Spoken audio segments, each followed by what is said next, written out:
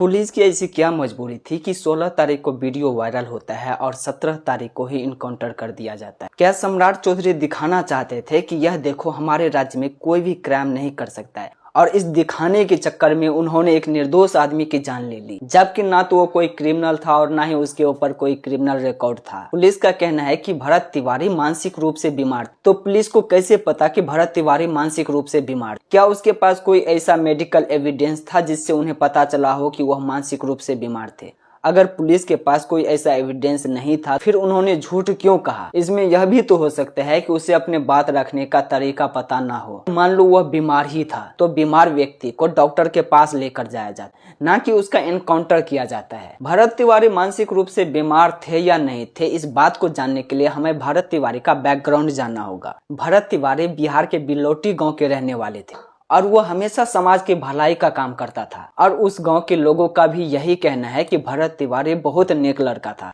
और वो समाज के काम में हमेशा लगा रहता था। दरअसल ये घटना शुरू होती है जवनिया गांव से, जहां पिछली बार आई बाढ़ में गांव के बहुत से लोगों का घर पानी में डूब जाता है। इस घटना के बाद भरत तिवारी उन लोगों के पास मिलने के लिए जाते हैं और जितना हो सके उन लोगों का मदद करता है। इसके बाद भरत तिवारी उन बेघर लोगों के लिए प्रशासन से मदद मांगता है और प्रशासन के सामने लोगों की मांगे रखता है।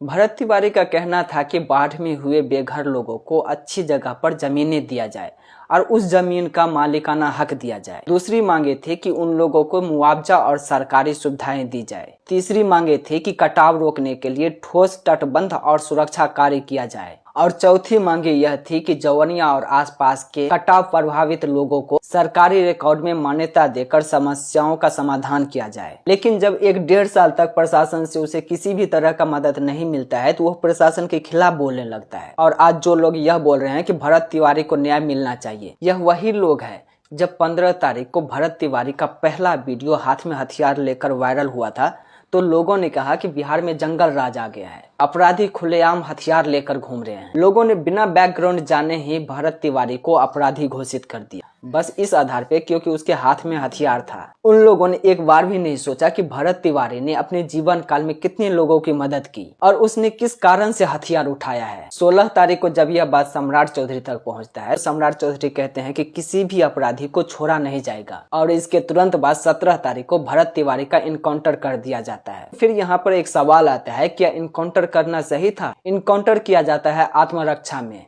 और इस वीडियो में साफ दिख रहा है कि भरत तिवारी ने आत्मसमर्पण कर दिया था और अपना बंदूक पुलिस के सामने फेंक दिया था। तो इससे साफ हो जाता है कि वह व्यक्ति उस टाइम निहत्था था। फिर पुलिस झूठ क्यों बोल रहा है कि उसने गोली आत्मरक्षा में चलाई? नहीं तो तुम सोचो, निहत्थे व्यक्ति को 5 गोली मारने का क्या मतलब है? पुलिस चाहते तो उसे 1 गोली मारकर भी जिंदा पकड़ सकते थे, लेकिन उसे 5 गोली मारा गया। इससे तो यही साबित होता है कि वह लोग किसी भी तरह से भरत तिवारी को मारना चाहता था। तो मैं बिहार पुलिस और सम्राट चौधरी से कहना चाहूंगा, यह जल्दबाजी तब कहां चली गई जब अपराधी खुलेआम बंदूक लेकर हॉस्पिटल घुसते हैं और एक आदमी की हत्या कर देते हैं। आपने क्या किया? जब बिहार में कोई क्रिमिनल क्राइम करता है तब तो आप उसे रोक नहीं पाते हैं, और जब कोई व्यक्ति सिस्टम के खिलाफ बोलने लगता है तो आप लोग तुरंत उसका एनकाउंटर करवा देते हैं।